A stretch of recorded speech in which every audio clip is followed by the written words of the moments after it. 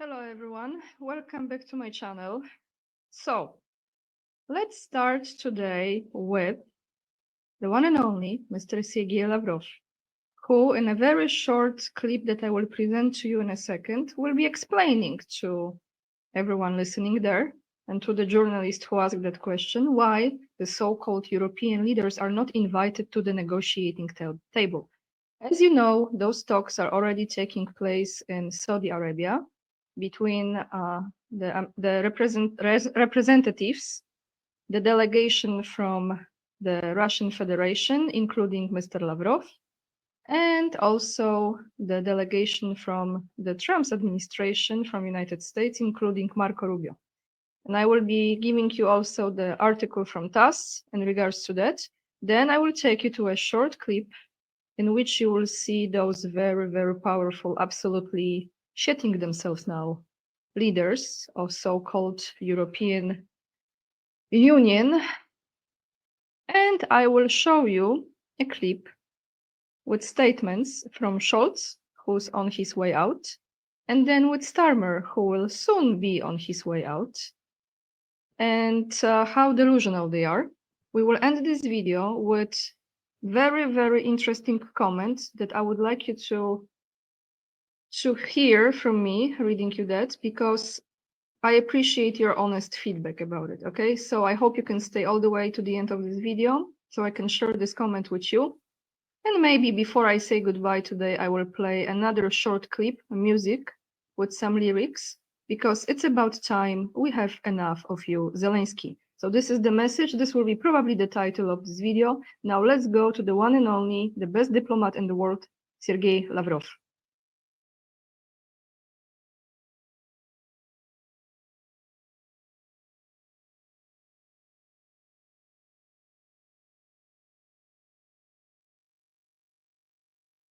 Всегда, когда отправляемся на переговоры по предложению наших партнеров, мы прежде всего хотим их послушать. Президенты Путин и Трамп, когда они общались по телефону, договорились о необходимости оставить позади абсолютно ненормальный период в отношениях двух великих держав, когда они, по сути дела, не общались, кроме как по отдельным техническим и гуманитарным вопросам. И президенты договорились, что нужно диалог возобновить. Участие стран, их желание участвовать в переговорном процессе по Украине, вы знаете, их желание уже было неоднократно удовлетворено. Философия-то у европейцев никуда не делась, поэтому я не знаю, что им делать за переговорным столом. Если они будут вот так выцыганивать какие-то лукавые идеи про заморозку конфликта, а сами по обычаю, по своему нраву и привычкам будут иметь в виду продолжение войны, то зачем их туда приглашать? И вы хотите, чтобы даже мысль какая-то присутствовала на переговорах об урегулировании относительно того, что какие-то территории нужно еще уступить. Уступить-то как? С людьми, с русскими? Или без людей? С одними редкоземельными металлами? Знаете, по-моему, здесь пусть те, кто фантазирует о том, как Соединенные Штаты могут помочь регулированию, а мы не скрываем, что такое содействие вполне может быть, тем более, что Соединенные Штаты играют главную роль в украинском кризисе с самого его начала.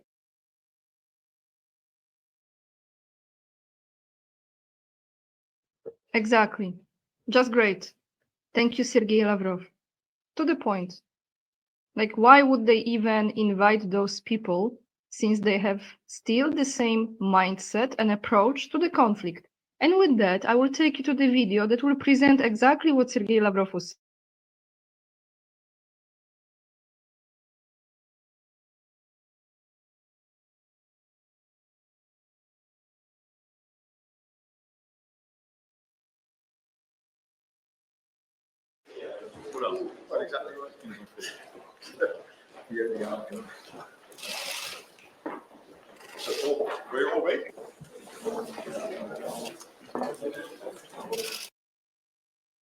Wir müssen die Ukraine weiter unterstützen und sie muss und kann sich auf uns verlassen, dass das der Fall sein wird.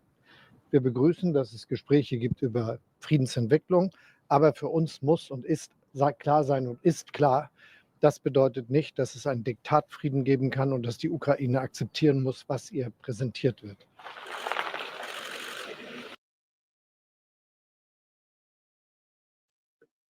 So absolutely, they cannot allow the peace to be dictated. However, they can dictate, order the conflict to go on. The war that goes on forever and ever because it's perfect money laundering project. And besides that, which is actually like the second motivation, I think, for them, let's just call it as it is. This is absolutely blood sacrifice. This is their form of religion, ritual. That's what they believe in. This is their fuel. This is their life force. This is their energy. So how can they deprive themselves from that? How? Well, I think it's about time. Now let's go to another monster, another creature from UK. I don't know how he was even elected. I think that's another rigged election, which wouldn't be a surprise at all to me because I think all of them are, pretty much most of them are. Let's go to Starmer, whose clock is really ticking. We will see how much longer this creature will be in his position. Let me mute myself now.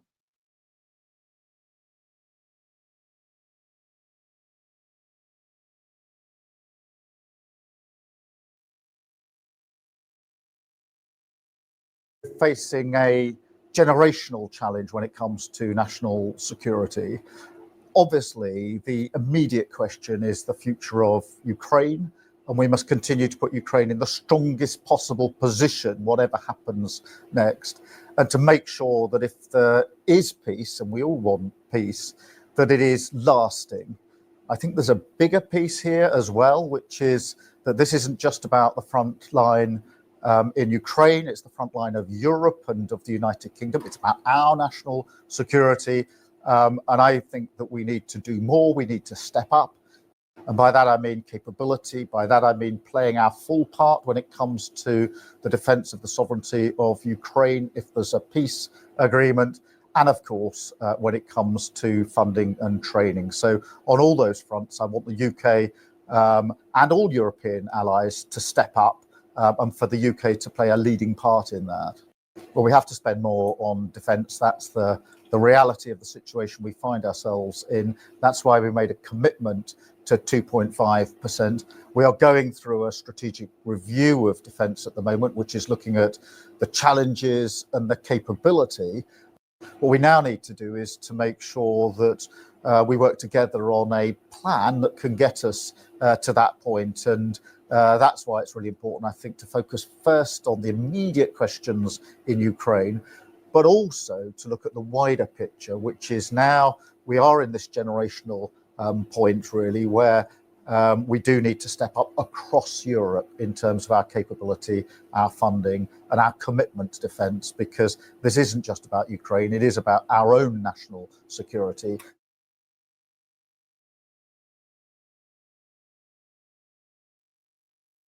Sorry if you hear the noise, there are some renovations here. So he generously offered to sacrifice more British blood since he wants to put UK troops, that there are not so many, by the way, apparently, for this project in Ukraine.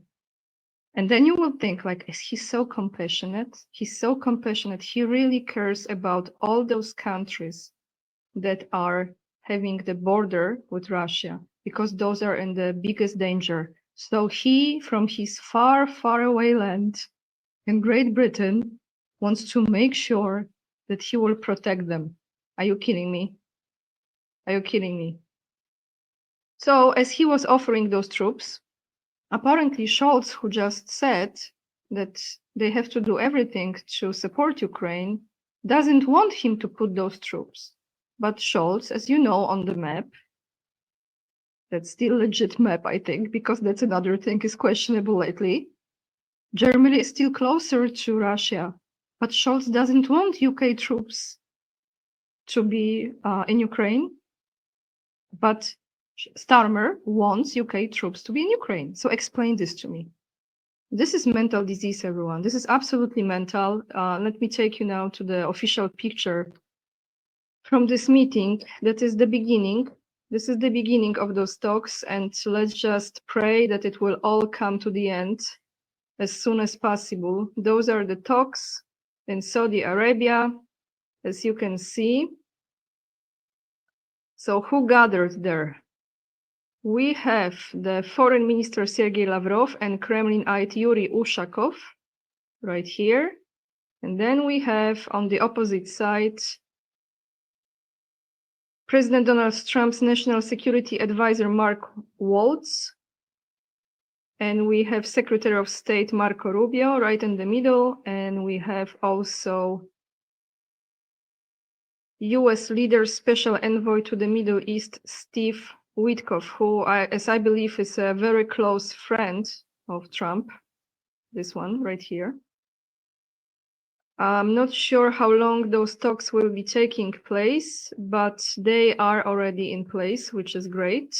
We see how this goes. On that note, I want to tell you, I forgot to mention, today, Tuesday, at 7:30 p.m.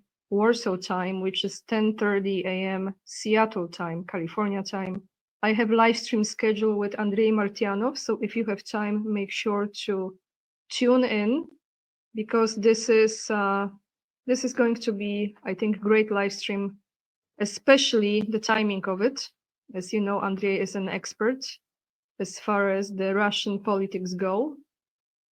And now let me take you to this comment, because I really would like to hear your thoughts about this.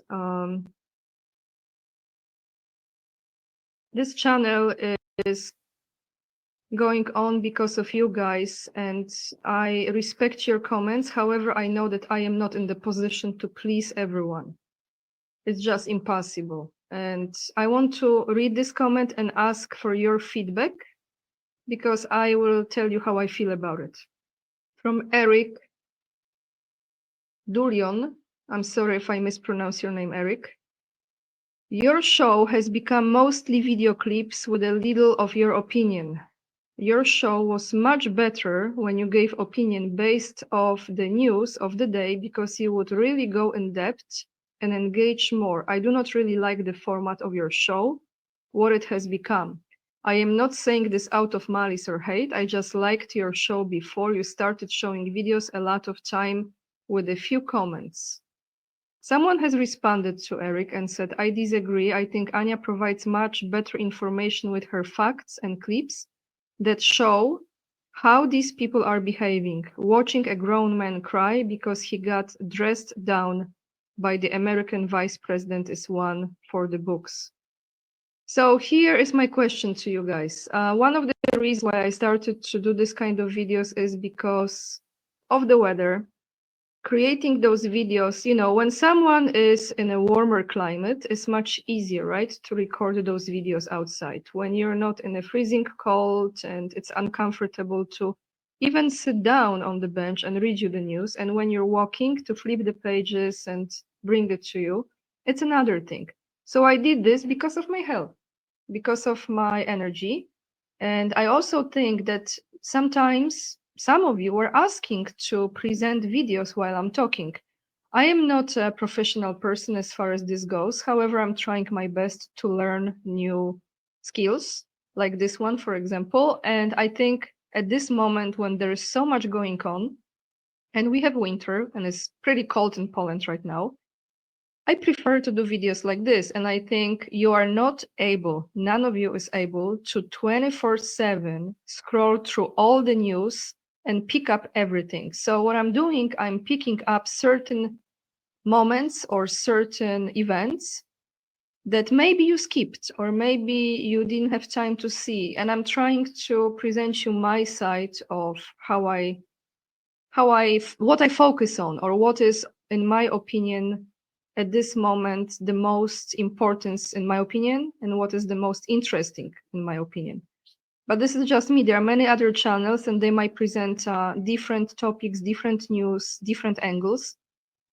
And you choose, where you go. So this is just what I would like to ask you. What do you think about this format?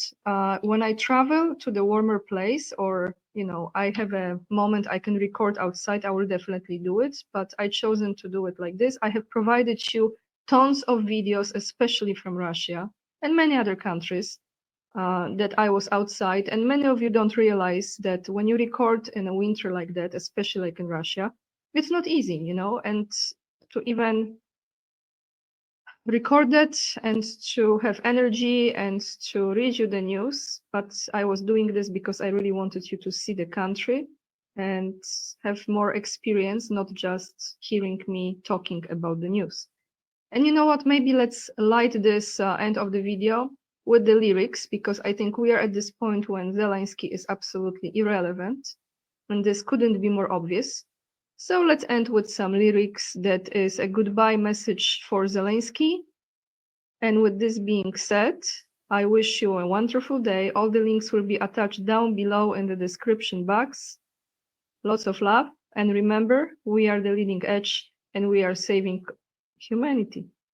If you want to join me today, I will be with Andrei Martyanov at 7:30 p.m. Warsaw time. If you choose to support my work, the best way to do it is by donating on PayPal, becoming my Patreon member, local supporter, or member of this channel. And follow me on Instagram, it's AniaK_44. Okay, let's play some music now.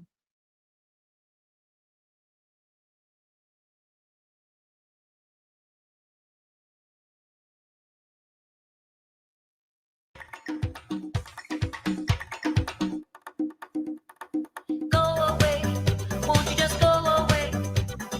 Go away, don't you come back one day? Just go away now. Take your stuff, all your precious things. Leave right now, who knows what tomorrow brings? Just go away. Stay away, won't you please stay away? Live your life, live real far away. Just go away. Save yourself, know what you get it all. Look around, writing is on the wall. Just go away now. And when you go, I won't miss you at all. And when you go, I'll be having a ball. You will see, thoughts of you will never cross my mind. It's the truth, don't mean to be unkind. But people have the right to die. Just go away now. You won't let them have their fun. See, you wouldn't want to be gone. I'll be the same of Russia alone.